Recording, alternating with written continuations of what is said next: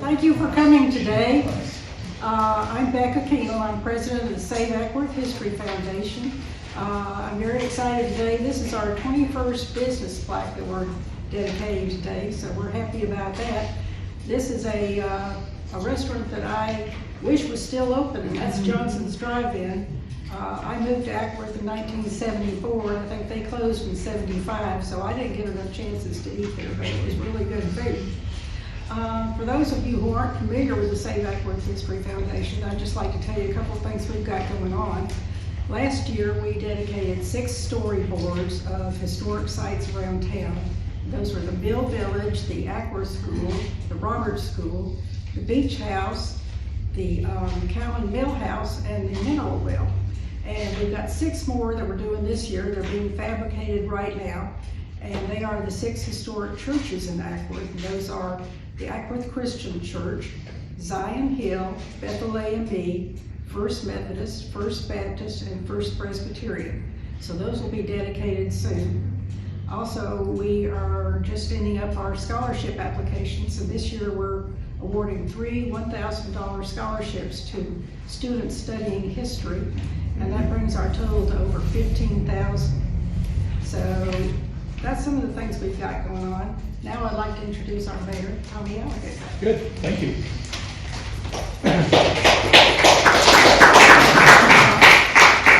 Well, welcome everyone.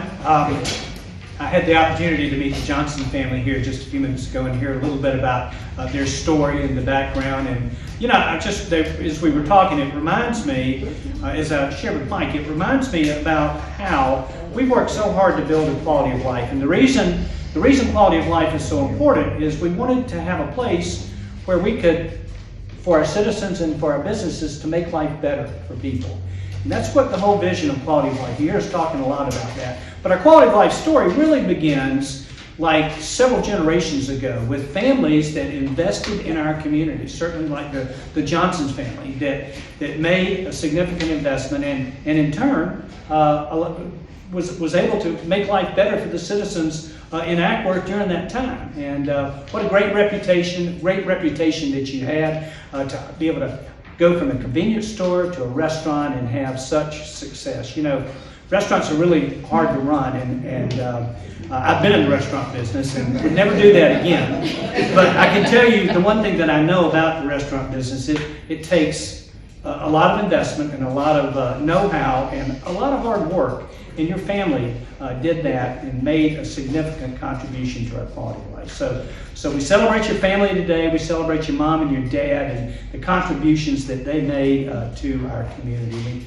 We're just so grateful. It's not missed by anybody in this room how important these founding businesses were to the history of our city. So God bless you all, and we're happy on behalf of the city to celebrate with you today.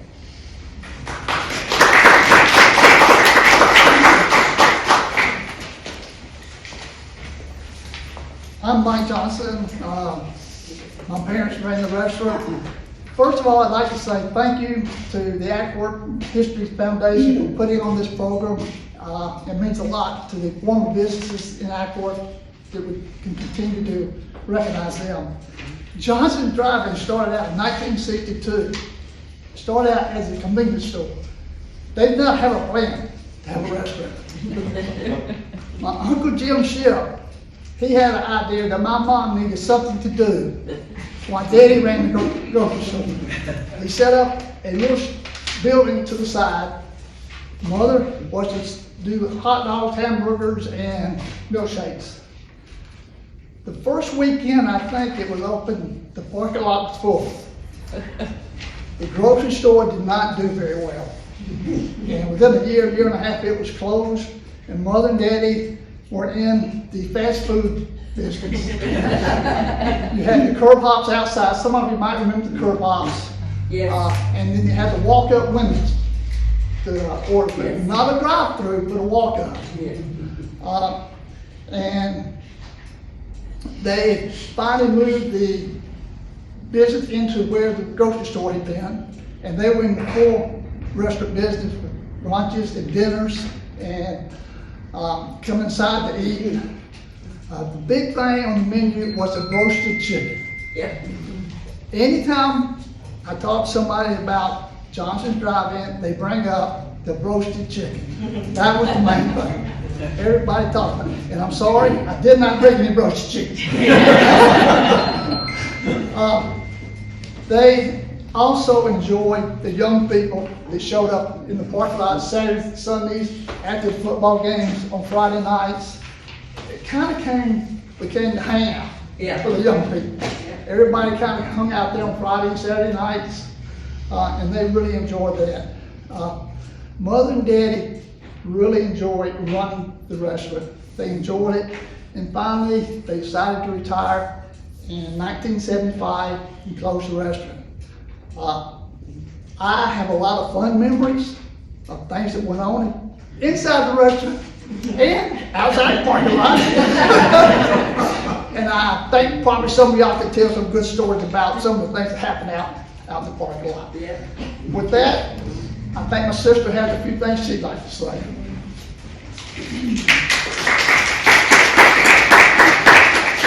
Yeah, most of you don't really know me. I am the big sister. I'll never admit to being the older sister. I want to thank my brother for really being instrumental in helping to make this happen. He lives close by. I live in Virginia. So although I've been watching the progress of this little town develop over a number of years, and I live in a little town now in Virginia that is striving to do exactly what you've done. So wish them well. It's a little town called Tawano. We're between Williamsburg and Richmond. So that being said, to go on with my brother's comments about how the restaurant evolved, it really was an afterthought. And that afterthought was our Uncle Jim. Uncle Jim ran Ship Service Station up north here. And he, if you knew him, was the grand entrepreneur. If he saw somebody doing something, he thought they were making money, he wanted in on it. Up a little further north of the service station was a little, like, hamburger hot dog joint. Frosty Tree. Frosty Tree. Well, he thought those people were making money hand over fist. And he wanted in on that. So ultimately, he did exactly as my brother stated, created this little building to the side to give my mother, our mother, and his little sister something to do when she moved back to her hometown. She was actually raised here. So they did that, and it was actually the North Cobb High School football game in September, the very first one, September 1962, that little hamburger hot dog joint officially opened. The parking lot was packed. You, if you remember, were a car hop that night. I was in the back making milkshakes and pouring Cokes and helping get things out the window to the car hops.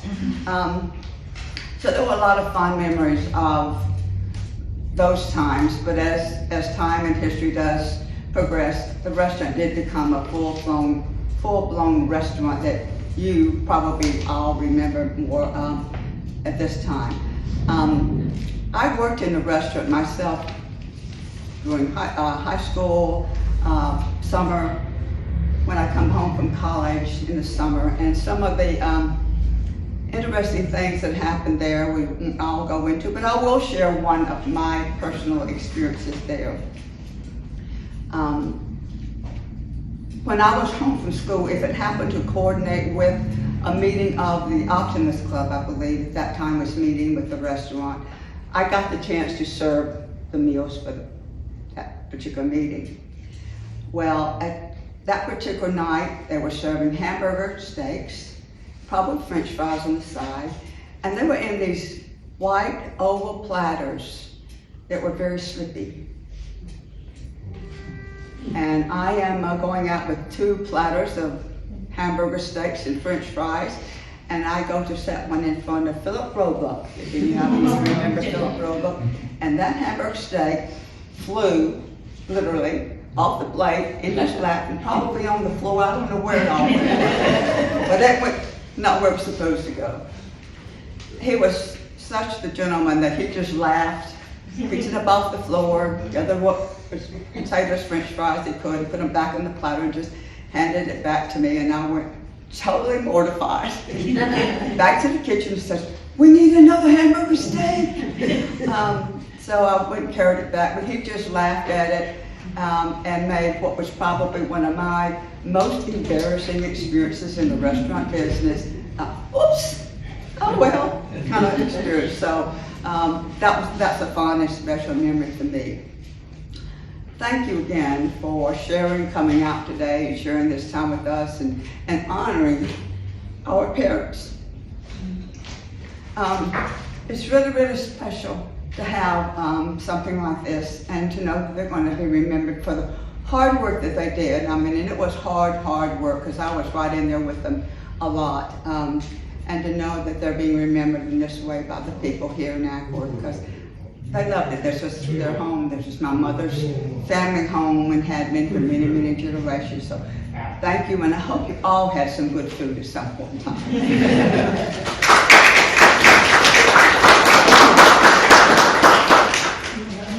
Sure.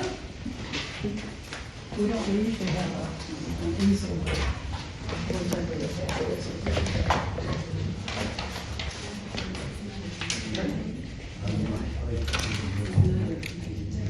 There you go.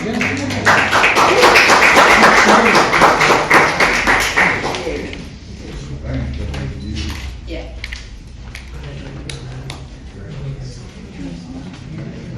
Thank you for everybody coming. Thank you for coming today. That concludes our program. Our next event we have coming up on May 1st is our next speaker in our speaker series, and that's going to be Andrew Bramlett, our archivist, is going to talk about train wrecks of North Cobb. That's May 1st at 7 p.m. at the Rosenwald School. I hope you'll consider coming. It's free and we serve freshmen, so hope you'll try to be there.